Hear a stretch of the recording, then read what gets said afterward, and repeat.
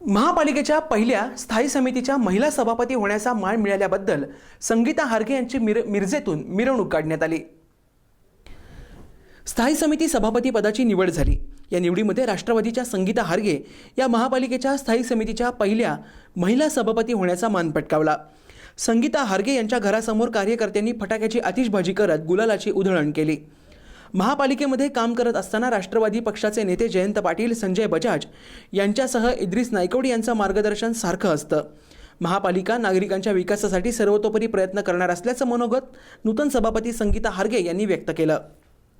काँग्रेस पक्षातर्फे माननीय जयंत पाटील साहेबांनी एक महिलेस कार्य करण्यास संधी दिली आणि आज सभापती निवडीमध्ये राष्ट्रवादी काँग्रेस पक्षांचे 5 मतदार होते आणि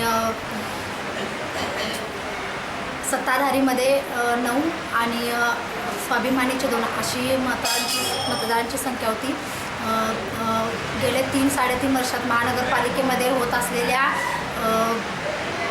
कार्याबद्दल नगरसेवकांमध्ये बरीचशी नाराजी होती।